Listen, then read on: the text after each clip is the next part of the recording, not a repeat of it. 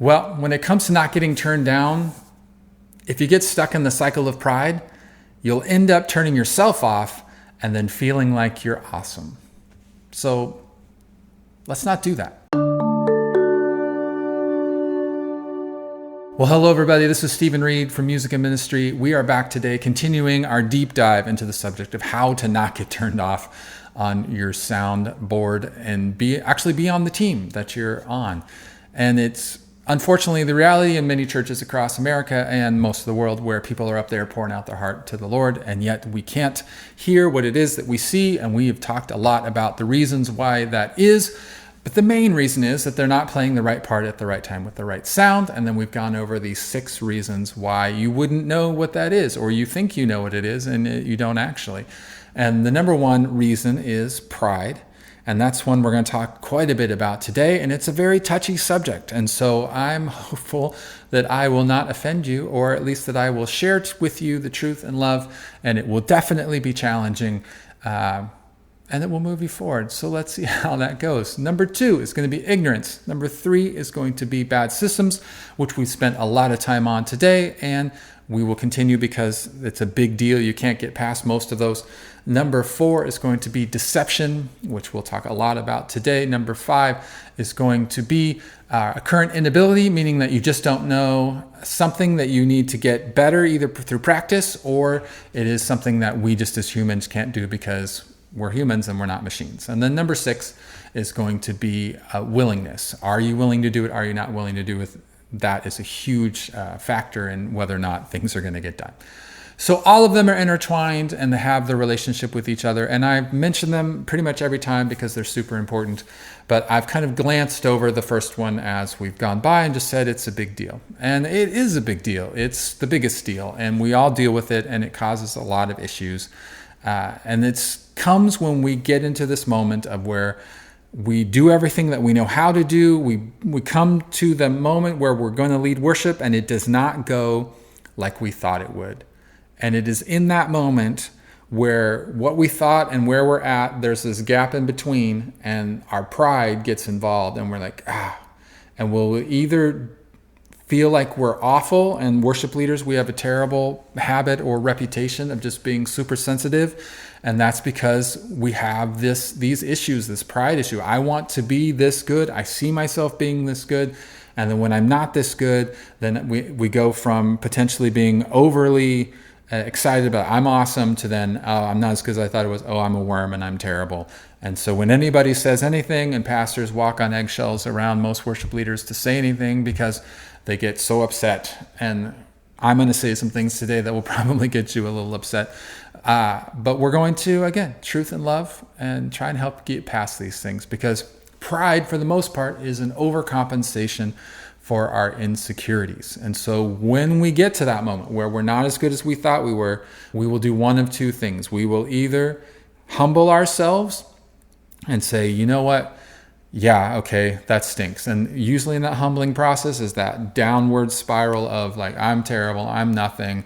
And I've been there. I have certainly wanted to throw my guitar in the ocean and just be like, let's go sell insurance and do something else because I'm not as awesome as I thought I was.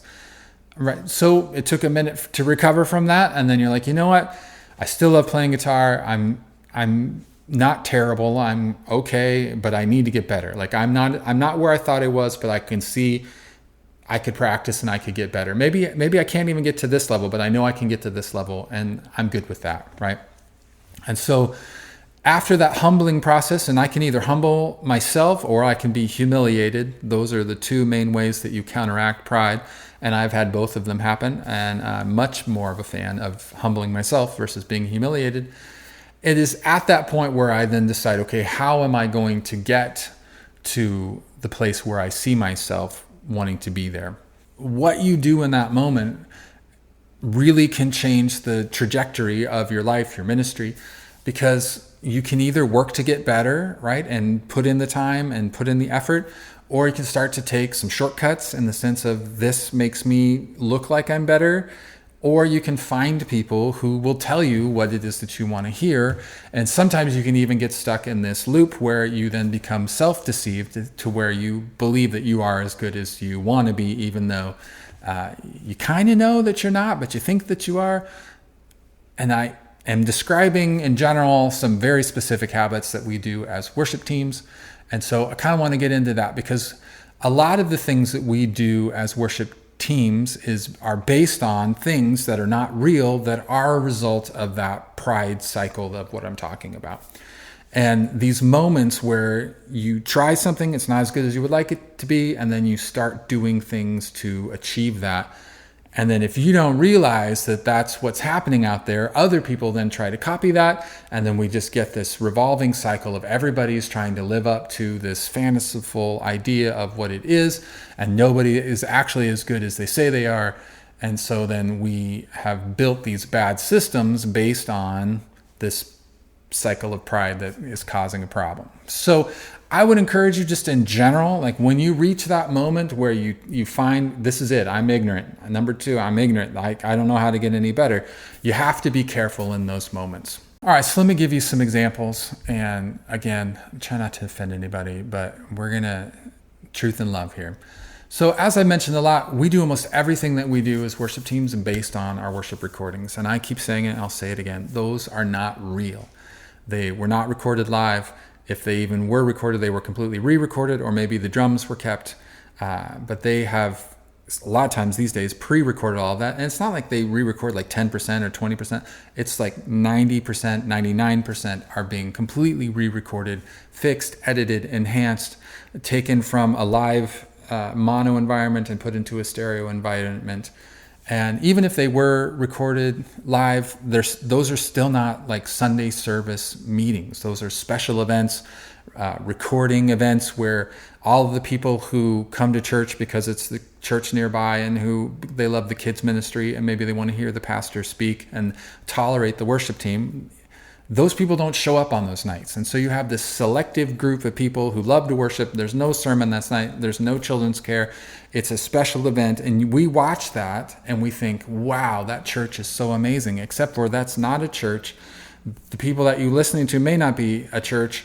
And so we then try to replicate that in our church and don't realize that how much of that has been altered or faked. And to the point where then we are continuing in that folly. All right, now why did they do that?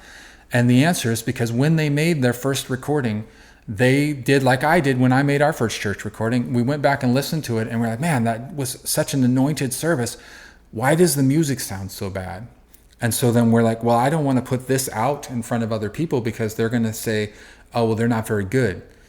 And so then that's our pride talking. Why won't we just offer out to them what it is that we actually did, even though it was very successful in the sense of the presence of the Lord, people were worshiping, people were affected, is because of that pride. And so then when we're in that moment, rather than going and trying again, which we did, and it was only a little bit better, and we realized, this just isn't even possible. Like this isn't going to sound good. And so that's when deception comes in. And so rather than just saying, oh, okay, this is what live recordings are, we then buy into, well, this is what everybody else does. And then you start to go in and you start to enhance and fix and make things sound like they were not. And so unfortunately, that's deception. And if we were to say like, hey, this is a recording and we fixed all these things, okay, then that's more honesty, but then it would still have a problem in transferring that into. And so where the deception really affects us is because we think it's live and it was real and even the results were real, which are unfortunately sometimes faked as well. You're like, oh, I hear everybody singing. Like, well, that's not the actual audio from that evening. Or, the people in front seem to be really worshiping. Like, were they told to do that? Were they self-selected? Which unfortunately is the norm, that the people in the front are chosen based on how well they'll respond.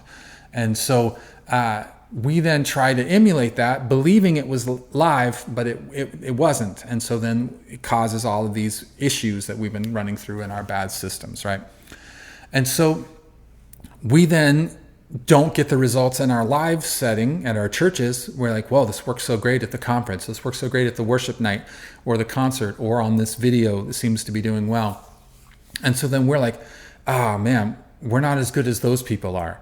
And so then we then have an unfortunate tendency to be like, all right, well, let's try and figure out what they're doing. And then we find out, Oh, okay, it was faked. Oh, they're playing with multi-tracks and they're doing all of these other things. And you're just like, oh, okay, well, I don't know that I'm comfortable with that, but that's what they're doing and I want it to sound good. And so then people start adding in multi-tracks from the recording. And part of it is they're trying to replicate the recording, thinking that they're going to get the results that they got on the recording, but those results were never real. And so then by trying to do it that way, it causes a bunch of mistakes from a leadership standpoint and a spiritual standpoint.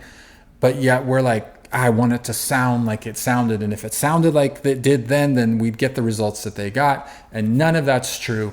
And we end up making terrible decisions. Again, limited by our the cycle of pride, where we aren't as good as we want it to be. We then try to do something to make it that way until we feel like it should be. We're looking for acceptance.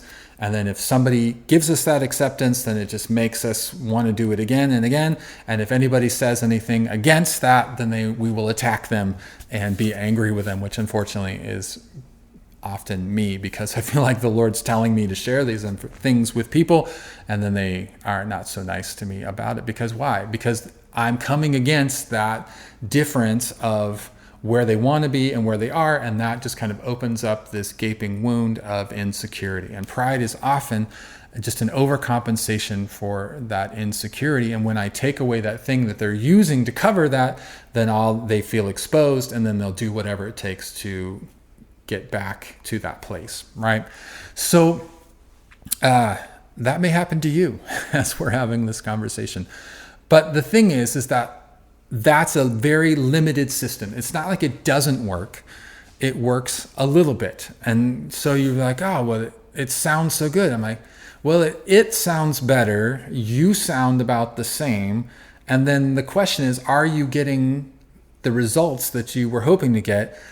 Or are you now like tied to, well, I have to use these things? And are you in a bad system where you don't even know if you're on or off? And it unfortunately creates a bunch of side effects. So I have very little good to say about using multi-tracks in worship. And as I went through last week and talked about how do we make that stereo to mono conversion, I was using a multi-track. And there's so much that you can learn from those multi-tracks and being able to see what each instrument is doing and know about music and all the different things. And I made the comment that this is the only thing that they're good for.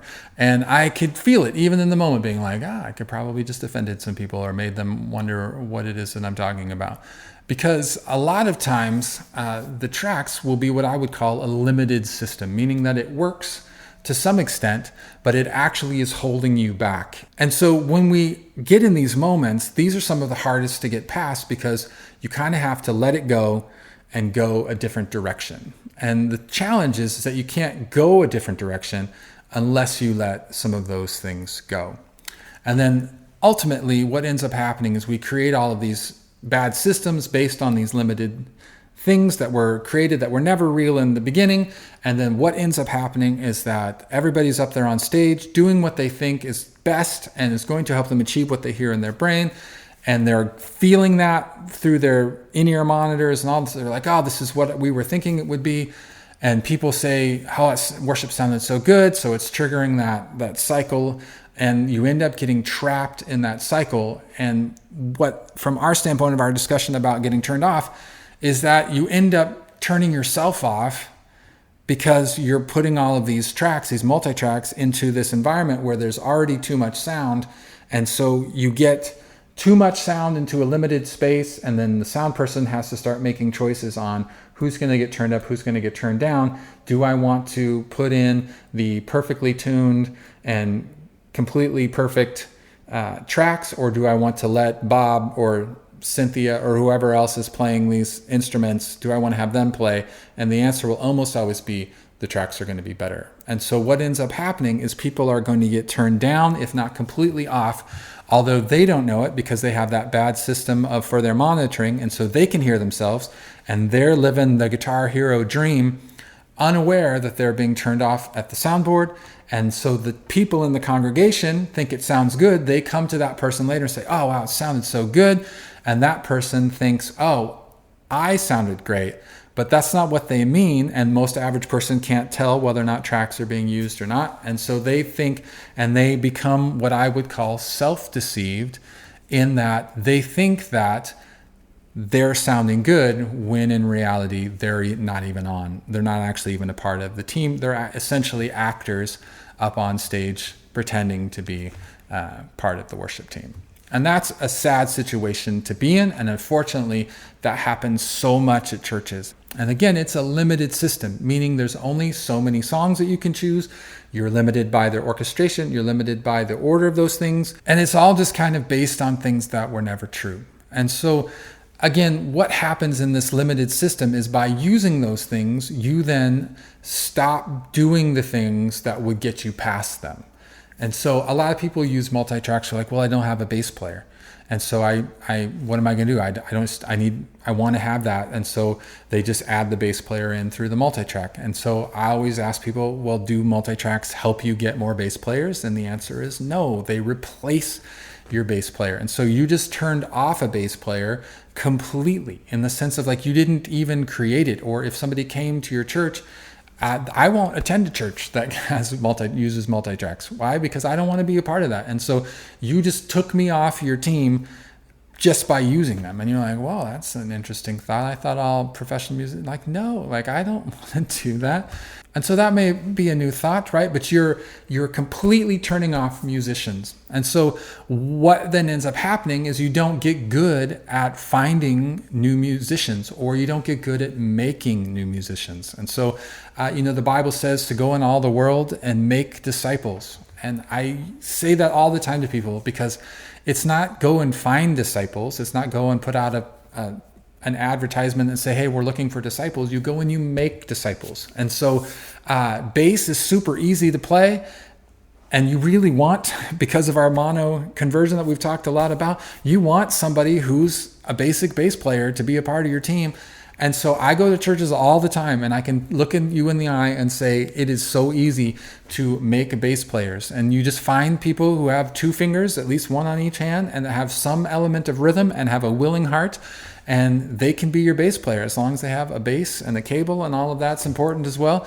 But you're never going to get good at making bass players if you're constantly just quickly replacing them with a button on a machine, right? And so that skill of making disciples then begins to atrophy, because you're just looking for, okay, I'm only going to have these people and then I'm going to fill in the rest. And so you get good at the technology, but you don't get good at making disciples. All right. The other thing that people will say, well, we're using it because we want it to be excellent. And I can understand how that comes, and you do want it to sound good. I don't want it to sound bad. But at the same time, if you're just putting the tracks in there and you're turning the people off, which is usually what happens, is it doesn't change how people play or that they play better. It just means that they get turned off. Well, you're not actually learning the skills of how to sound better as a group. You're just putting those tracks in and then again turning the humans off. And so it becomes in this weird way of like deception, in the sense of your people think that it's you, but it's not you. And so I definitely have crosses a moral boundary for me when people do that, right? And again, that's just pride, and we're calling it what it is. It's pride that people, I'm not as good as I want it to sound, and so let's put this in here. I'll make it sound as good as we want to, and that will be, it's for the people. We want them to have an environment. And I feel like that's a net loss, in the sense of like, yes, it sounds better, but you're crossing that line into deception, in the sense of you're deceiving your people into thinking that you're something that it's not, right? And so I have seen people use tracks with that where it's more obvious, right? And it's not, and they'll say, hey, let's start that track. And so they've let their people know, like, hey, we're playing 2 tracks. Well, okay, then we no longer have the deception element. But most people use tracks with some element of deception. And if you were to say, hey, it sounded really good, oh, thanks, yeah, we're pretty good. And I've had people come up to me and be like, look, I would put our worship team against any worship team in the country. Like, we're pretty good. And first of all, I say, well, it's not a competition, right? There's no American Idol for worship teams. And I hope there never is, because that would be, I think, not what the Lord would have us do. But if you're using tracks, that's not you, right? And I think there's this weird thing that happens where people associate themselves with that. Like, no, like I'm playing with it, I'm good. As like, that's not you. And that's where we start to come into what I would call self-deception, where it's so become a part of like, this is how it's done and this is what we do. And I sound better when I use these things, that we've disassociated. Like that's professional people who made this album in some other place. And I'm like associating myself with that. And then now I'm that good. And it's a weird phenomenon that we have as people, that we do that. But I feel like the Lord's saying like, it's not good. Like, and it definitely holds us back from becoming any better because we already feel like we're good. And that's where we get stuck in that cycle of pride, is it keeps us from getting to where we want to go. So if you can do tracks without being deceptive, that's certainly better than being deceptive about it. But it also then prevents you from learning how to orchestrate. Or you'd be like, well, I don't have 7 guitar players. And as I showed you in the last episode, you don't need 7 guitar players in your live environment, because you won't even be able to hear maybe 1, maybe 2 of them, right? But you don't know that because you haven't spent the time studying or pushing further into that, because you just push it on the recording that's all time aligned and sliced and done all the things edited to make it sound, and then you just put it up there and it sounds good and you don't exactly know why. Well, that keeps you limited, right? And then the other thing is that you then can't really then learn about the various leadership aspects of, how do I change the song to better fit the moment or my congregation? How do I reorchestrate this in a different way that's going to, reach the people that I'm trying to reach? Well, you can't do that because you're limited by, well, these are the tracks that are on the recording and I can only go so far with those. And then this is the tempo. These are, some of them you can like have it repeat the intro or go to the verse twice, but you can't go there. Like, that's limited. There's some ability, but it's not nearly as good as it could be in other ways. And so we found for us, like, there's the moments where we're following the Lord in like, hey, I want you to sing this part. Oh, sing that part again. Or, hey, you need to now sing this other part of this other song. Well, it's not that you couldn't theoretically do that if you knew ahead of time and created the whole thing to make it do that, but you're very limited in your ability to respond to whatever it is the Lord tells you to. And for us, like, those are moments that are highly effective from a leadership success standpoint of, we're actually getting people to worship the Lord. We're flowing with God in our services to, I'm tied to what this producer that was hired by this church decided when they were in this thing, and it sounds good in this other environment. So again, I say all of this in love to say, for the most part, 90% of the time, tracks are not good, right? But yet that really bothers people. And part of it, you just gotta search your heart and in a sincere sense of like challenging you. Why do you feel that way? If I'm saying this right now and you're upset, why is that? And the answer will most likely be because there's this insecurity on the inside of you of like, if I didn't have this, then it would just be me and I'm not good enough.